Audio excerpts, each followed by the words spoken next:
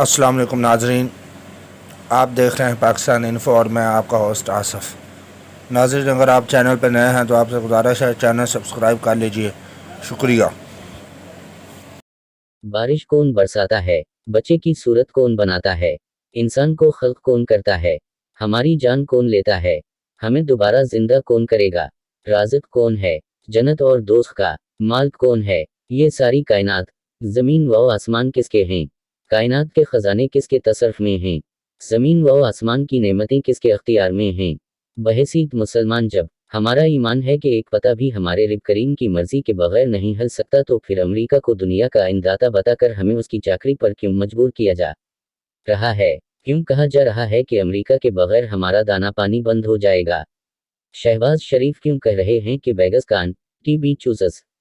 خواجہ آصف کا یہ کہنا کیا معنی رکھتا ہے کہ امریکہ چاہے تو ہمارے لیے معاشی مشکلات پیدا کر سکتا ہے، وہ چاہے تو ہمارے سارے وینٹیلیٹر بند کر دے، امریکہ ہمارے لیے ایسی مشکلات کھڑی کر سکتا ہے کہ ہمارے پاس تیل کا بل دینے کے لیے بھی پیسے نہ رہیں۔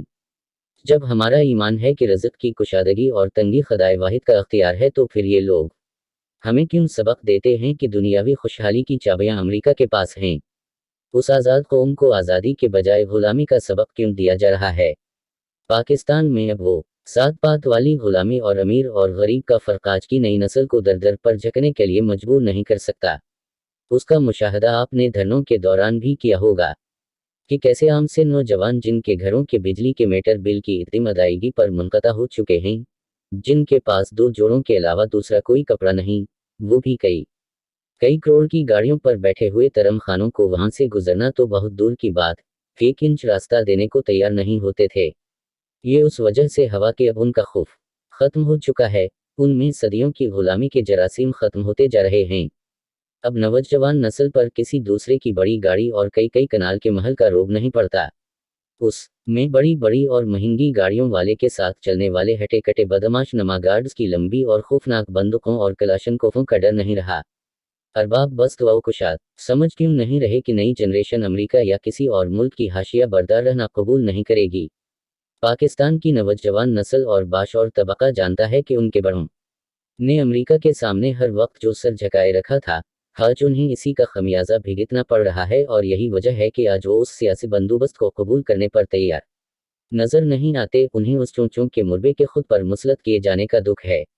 آج کی نسل جان چکی ہے کہ کسی بھی معاشرے میں عزت صرف اسی کی ہوتی ہے جس کے فیصلے کسی اور کے ہاتھوں میں نہیں بلکہ اس کے اپنے ہاتھ میں ہوں۔ پاکستان قوم لا الہ الا اللہ کا حقیقی مفہوم سمجھ چکی ہے، اسے احساس ہو چکا ہے کہ اپنی لگام دوسروں کے ہاتھوں میں دینے والے کو انسان نہیں بلکہ کٹ پتلی سمجھا جاتا ہے۔ آج 21ویں صدی میں بھی سامراجی قوتیں یہی سمجھتی رہیں کہ تیسری دنیا کی موجودہ نسل بھی ان کے اشاروں پر ہی چلے گی، مگر وہ یہ بھول گئیں کہ اب ان کے سامنے عمران خان کی شکل میں ایک ایسا لیڈر کھڑا ہے جس نے اس قوم کو لا الہ الا اللہ کا سبق دے کر رب العزت کے سوا باقی ہر قسم کے خوف سے قوم کو آزاد کر دیا ہے۔ وہ قوتیں یہی سمجھ رہی تھیں کہ باقی سیاسی لیڈرشپ کی طرح عمران خان بھی ان کی بے پناہ طاقت اور اثر و رسوخ سے ڈر اور سہم کر دبک کر بیٹھ جائے گا، لیکن ان کا یہ خواب اس وقت چکنا چور ہو گیا جب وطن عزیز کی نئی نسل، ہر گھر میں بیٹھی ہوئی مائیں اور بہنیں، اپنے ملک پاکستان اور اس کے نظریے کی سربلندی کے لیے ایسے اٹھیں کہ تمام شہروں کی سڑکوں، چوراہوں اور چوکوں پر سراپا احتجاج ہو گئیں۔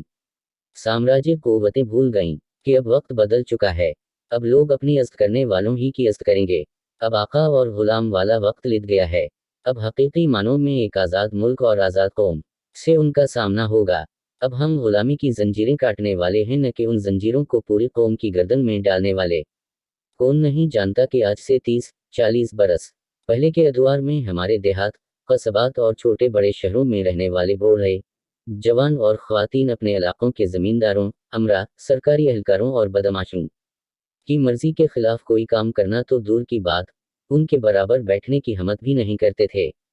جب کبھی انتخابات کا مرحلہ آتا تو قومی اور صوبائی اسمبلی کے امیدواروں میں جلسے، جلوسوں اور ریلیوں کا کوئی تصور نہیں تھا، بلکہ ہر امیدوار اپنے پورے حلقہ انتخاب کے پولیس افسران اور محکمہ مال کے اہلکاروں کے علاوہ چھوٹے چھوٹے چودھریوں اور برادری کے بڑے یعنی باثر لوگوں کے ڈیروں پر آتے اور وہیں پر پورے گایوں کا سودا کر کے چلے جاتے، کیونکہ انہیں علم تھا کہ ان دیہات میں محنت مزدوری کرنے والے اور ہنرمند کاریگر जिन्हें बदकिस्मती से कमी कमीन जैसे गुटकिया अल्फाज से पकारा जाता, उन चौधरियों, वडेरों और सिरदारों की मर्जी और मंशा के बगैर किसी को वोट देना तो दूर की बात, अपने बच्चों के रिश्ते तक नहीं करते। उन मकामी सिरदारों का कोई मुखालिफ अगर कभी गायों में आने की हिम्मत करता तो खौफ के मारे उस शख्स से कोई बात नहीं करता था। उस वक्त भी 18-20 बरस के नौजवानों को अपने वालिदीन का उन सिरदारों और डेरेदारों से उस तरह डरना और उनके सामने हाथ बांध कर खड़े रहना अच्छा नहीं लगता था, लेकिन वो सब अपनी मजबूरियों और वालिदीन की डांट डपट और नाराज़गी के डर से खामोश रहते थे, लेकिन ये सोचते ज़रूर थे कि कब उस गुलामी से आज़ाद होंगे। वक्त गुजरता रहा और ये नौजवान नस्ल कहीं तालीम तो कहीं रोज़गार की तलाश में बड़े शहरों का रुख करने लगी। लाहौर, कराची और दूसरे बड़े शहरों की आज़ाद फ़ज़ाओं से जब कभी ये लोग अपने गायों जाते और अच्छा और साफ लिबास पहनकर गिलियों खेतों में निकलते तो उन्हें मकामी वडेरों, चौधरियों और उनके हामियों की तज़हीकामीज़ नगाहों और फ़क्रों का सामना करना पड़ता। उन्हें रोक रोक कर ये बावर कराया जाता कि तुम कम्हार के बेटे हो, तुम लोहार के भाई हो, तुम्हारा दादा और परदादा भी हमारा कमी था। मतलब ये था कि उन्हें सहन नशीन करा दिया जाए कि तुम शहर में जितना चाहे पढ़ लिख लो, जहां मर्जी नौकरी कर लो, लेकिन हमारे सामने तुम्हारी कोई हैसियत, कोई मकाम नहीं, तुम हमारे कमी ही रहोगे। चौधरियों, सिरदारों और उनके खुशामदियों के उस किस्म के तौहीन आमीज़ अल्फाज उन नौजवानों को तेल की तरह लगते। अगर कभी वो उनको जवाब देने का सोचते तो उनके अपने वालिदीन उनके सामने हाथ जोड़कर खड़े हो जाते कि ये हमें गायों से निकाल देंगे, हमारी जवान बच्चियां हैं, उन बदमाशों के मुंह न लगो। सबसे पहले जुल्फ़िकार अली भुट्टो की करशिमाती शख्सियत ने उस मुल्क के गरीब मजदूरों, किसानों और हारियों समेत निचले तबके के नौजवानों में शख्सी आज़ादी और ज़मींदारों, डेरेदारों और मकामी चौधरियों की पहनाई हुई गुलामी की जंजीरों को तोड़ने का जज्बा फोंका था। जैसे ही देखा कि भुट्टो मगरिब की गुलामी से निकलने की भरपूर कोशिशों और एक अलग बलाक बनाने की जिद्दोजहद में है तो इसे फांसी घाट तक पहुंचा दिया गया और फिर किसी की मगरिब के सामने खड़े होने की हिम्मत न हो सकी। कई दहाइयों बाद अचानक इमरान खान की शक्ल में पाकिस्तान के वज़ीर आज़म ने फैसला किया कि वो अमेरिका के सामने सर झुकाने के बजाय एक खुदीदार कौम की पहचान बनकर सेना तान कर खड़ा होगा तो उस गुस्ताखी की सज़ा देते हुए इसे कोई इख्तियार से निकाल बाहर किया गया, मगर उसने झुकने से इनकार कर दिया और मुल्क व कौम को गफलत से बेदार करने का फरीज़ा संभाल लिया।